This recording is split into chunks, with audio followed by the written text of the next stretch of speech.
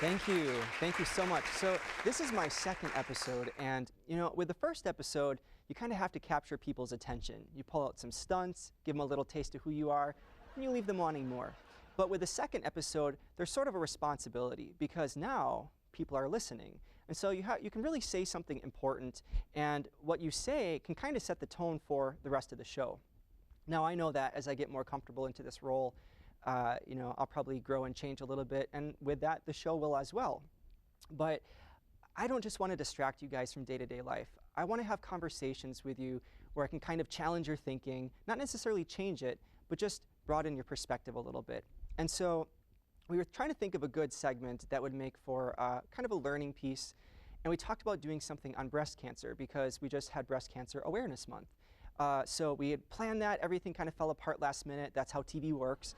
And I think that what we ended up with is a little bit, it's still pretty cool. My team asked me, they said, what's something that you're really passionate about?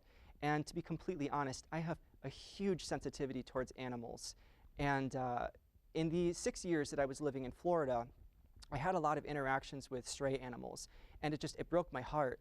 I had the unfortunate I don't want to say opportunity, I had the unfortunate circumstance of hitting a dog on 2 different occasions. I brought in a rescue dog, and then I found out that it had parvo. It got put down. I brought in another dog. It had a tick infestation, or gave us a tick infestation. And so I started to realize that there is a huge problem with this, and it's something that I really think we need to talk about. And I know that there's stray animals everywhere, but when you have a pet at home and it becomes domesticated, when you release it, that kind of animal doesn't know how to take care of itself. And that's where I think the heart of what I wanted to talk about today. So, without further ado, I'd like if you could all put your hands together for our first guest. We have Kenneth from the Nashville Humane Association.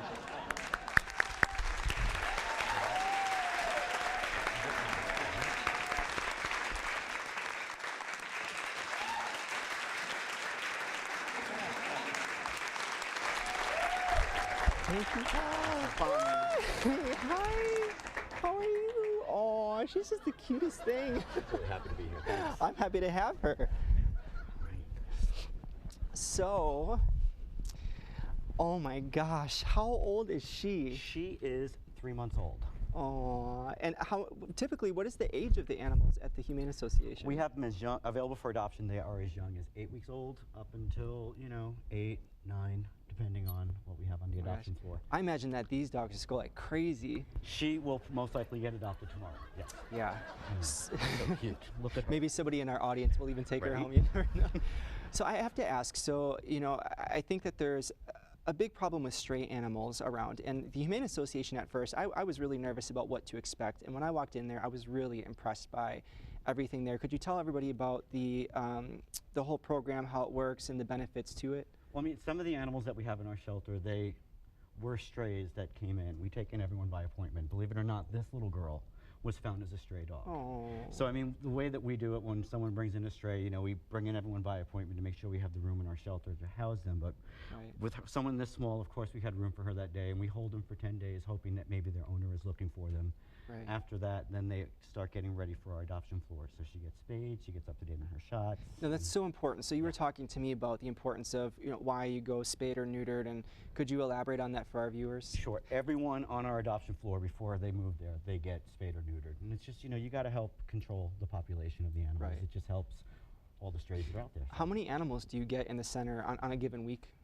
I mean, it all depends on what our space is and how, like if we have a really good adoption weekend, so you times that number by 2, and that's how many lives have been saved. Because one went out to a door to a forever home, which means the one that was in holding can move out to the adoption floor to get adopted, and one that's out that needs to be placed in our shelter can come in. So it just all helps. It depends on the adoption. And something I love is I think you call it it's a low kill shelter. What is the terminology for that? Because I was terrified. I had the impression that with these places, like you have like a week to get them, or they're gone. Right. We're a low kill shelter, exactly. And as long as they are happy and healthy, they have a home with us until they find a forever home. There That's are really no nice. time limits for the dog. How are you guys funded for that? Because some of them I imagine could be there for a while.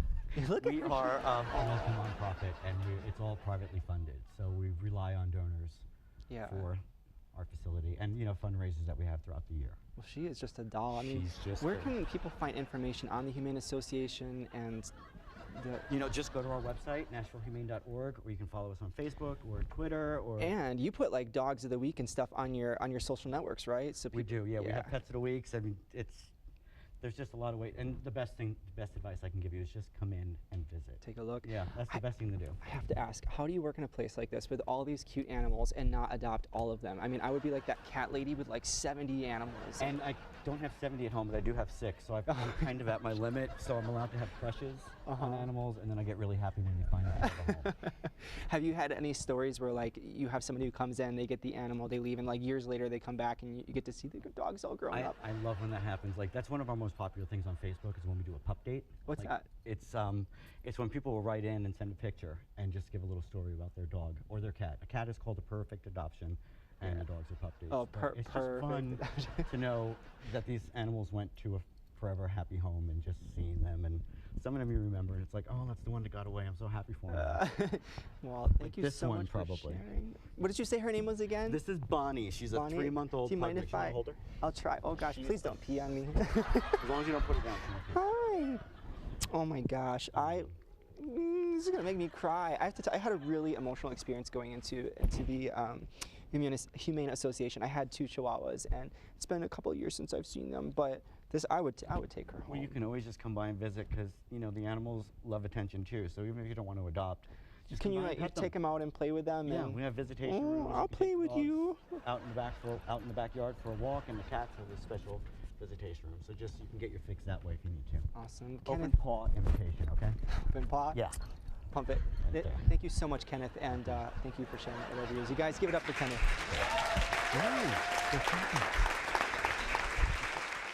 Before you go, I was browsing YouTube and I found some really funny clips of animals because I just think they bring so much joy to our life, and I kind of wanted to share it with you guys. I'm one of those people, I spend like 20 minutes on YouTube browsing cat videos, and this is what I found. No, no, no, no, no! Get no, no, no, no,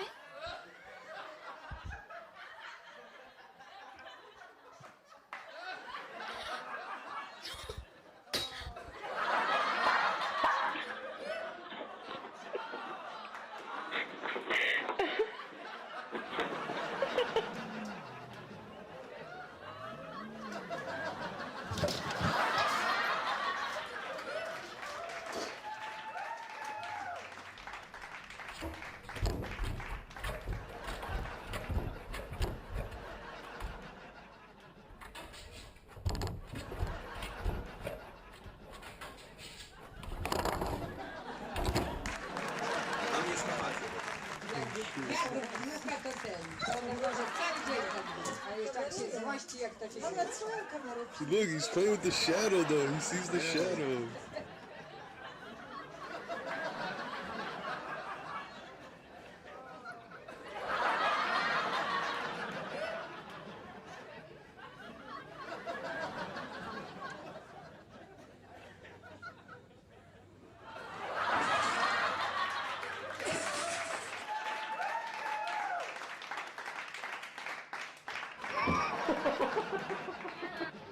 bring it here. Come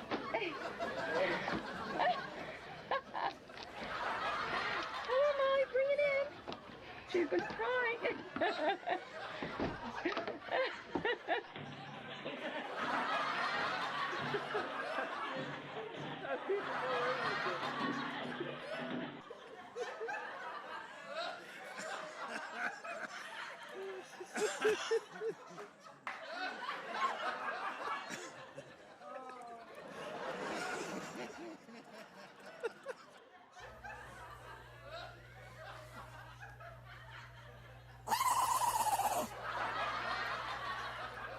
Girls, who pooped in the kitchen?